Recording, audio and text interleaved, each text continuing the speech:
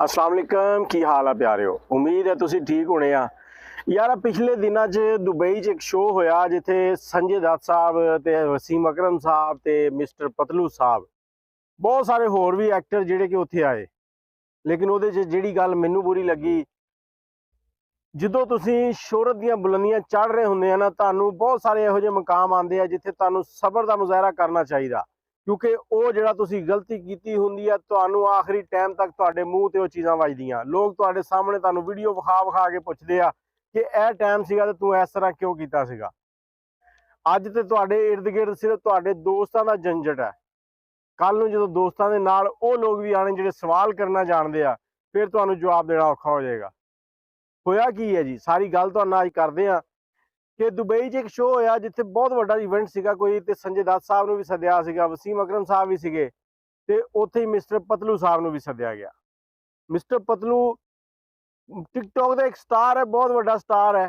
ये कह लो कि जुगता मार के ना वो थोड़ा जिहा मशहूर हो गया, ते जिहड़े लोग है बैठे सीगे नौकरियां ते बाहर परदेस गए, उन्हें वो गाना ला देना परदेस ते संधू मूसे वाले दे गाने ला के लोगों के विच वायरल हो गया।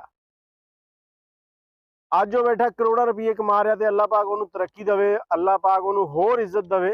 लेकिन उहदे नाल बैठे लोग या फिर उहदी अपनी सोच कुछ इस तरह की हो चुकी है कि इस टाइम यह जिहड़ी हरकत की है ना, ये मैनू तो अच्छी नहीं लगी। लेकिन उहदे चाहण वाले जिहड़े अज उन्होंने तस्वीरां ला के वायरल कर रहे, और मेरा नहीं ख्याल कि हुण तक पतलू ने वेखी होणगियां या नहीं वेखियां।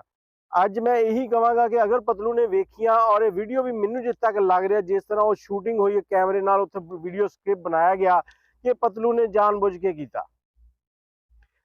अगर अज आके वो इस चीज़ नूं डिनाई कर दिंदा कि मैनू नहीं पता सीगा कि ये गलती हो रही है, संजय दत्त कोलों भी माजरत कर लवे, तो मैं चाहता कि साडे पतलू पाकिस्तान की जिहड़ा वकार है ना होर उच्चा होएगा। क्योंकि फल उस दरख्त नूं लगदा जिहड़ा झुकदा। जिहड़ा बंदा स्टार दी कदर नहीं ना करता, एक स्टार दूसरे स्टार दी वो डिग जाता। उहदी एक जिंदा मिसाल पतलू दा हरीफ जिहड़ा सीगा यूसुफ खान, उहदे नाल की बनिया।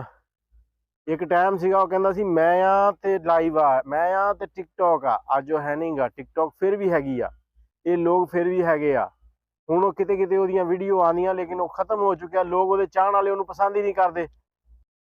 लेकिन इत्थे मिस्टर पतलू साहब वो अजीबो गरीब जिहा एटीट्यूड ते वो संजय दत्त साहब जा आए आ, ਉਹਦੇ ਵੱਲ ਵੇਖ रहे आ।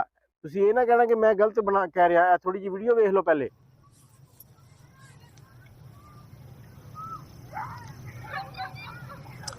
हाँ जी, हुण स्क्रिप्ट वेख के एक अन्ना इंसान भी कहेगा कि ये जानबूझ के किया गया।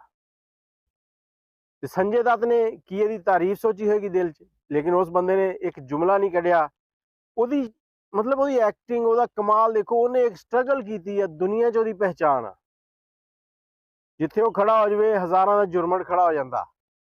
वो अज नहीं, वो बुढ़ा हो के भी खड़ा होएगा तो उत्थे हज़ारां दा जुरमट खड़ा होएगा। तो मिस्टर पतलू वो टिकटॉकी स्टार आ, अल्लाह उन्होंने इज्जत देवे। मैं नहीं कहता साडे पाकिस्तान की शान आ। मैं यही चाहांगा कि यह जिहड़ा उन्हें काम किया ना, ये उत्ते एक बारी माजरत जरूर करनी चाहिए है। उन्होंने दसना चाहिए कि यार मेरे को गलत हो गया, मैं जान के नहीं किया, या जो भी है मेरा ये इरादा नहीं सीगा कि मैं इस तरह करा। ताकि जिहड़े मिस्टर पतलू के चाहण वाले आ फजूल किस्म दी वीडियो बना के ते संजय दत्त के चाहण वालियां नूं तंग कर रहे हैं। कल उधरों भी कोई पैगाम आ गया ना, तो फिर तुहानूं बहुत मिर्चां लगणियां। कोशिश करो किसी का दिल ना तोड़ो। ते फल कहंदे हमेशा उत्थे ही लगदा जिथे टहनियां झुकियां होण।